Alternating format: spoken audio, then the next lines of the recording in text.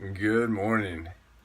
Hey, I wanted to give some practical application this morning because I've had clients, and I've also had people reach out to me and say, "Hey, what do you do when you can't sleep? What do you do when you have insomnia or just have trouble sleeping?" And it used to be a huge deal with me. It's not so much anymore, and mainly because this is what my coach helped me to figure out. Because the deal for me is that I used to not sleep because my mind was always going. And then I would get frustrated because I couldn't sleep, because then I'd start thinking about all the things that I had to do the next day and why I wouldn't be able to do them because I was exhausted, and I would get myself worked up more. Or, a lot of people, myself included, would be like, "Oh, I can't sleep, I'm gonna get on Netflix, or I'm gonna get on Facebook, and I'm gonna do this and just waste time," because nobody does anything productive at 2 a.m. We just don't.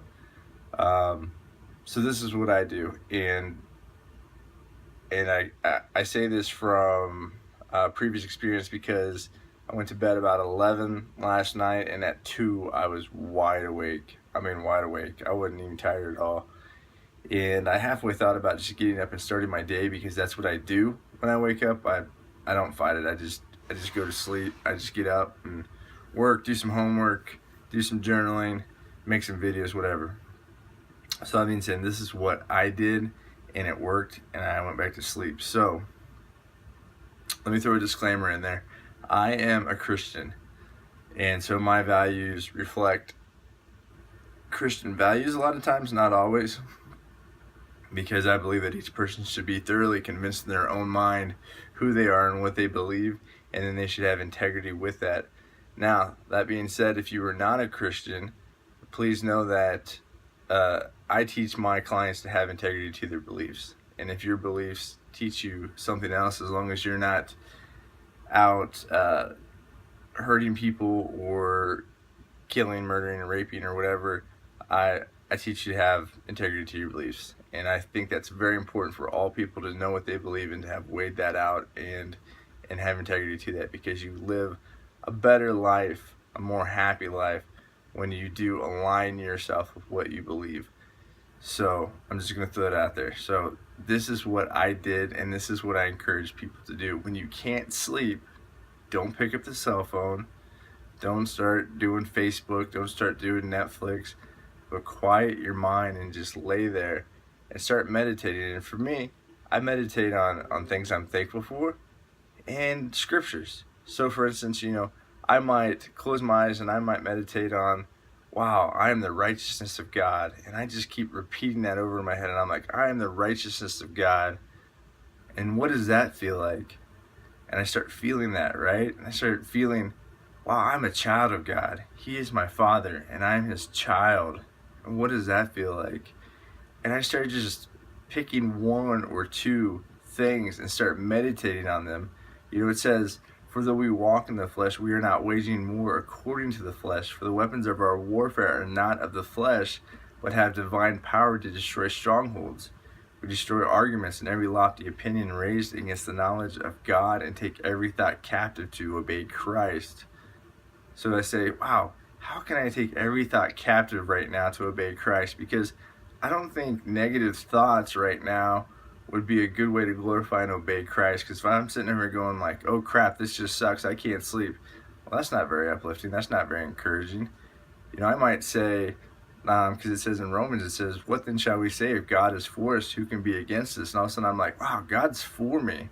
That's pretty cool. God's for me. Wow, that's sweet. And start meditating on that bad boy. Or, Deuteronomy 3:31-6 says, "Do not fear and dread of them, for it is the Lord your God who goes with you. He will never leave you or forsake you." I'm like, well, that's pretty sweet. I never have to be alone again. And just start meditating on different things.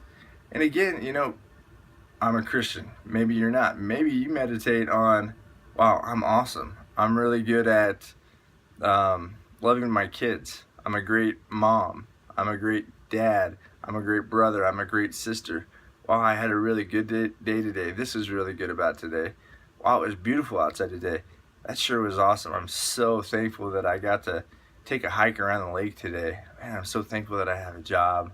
I'm so thankful that I ate today. I'm so thankful that even though I didn't sleep 8 hours, I did sleep 3. I'm so thankful that I have the talents I need to get up tomorrow. And even on lack of sleep, I'm gonna have an amazing day because I'm an amazing person with an amazing heart.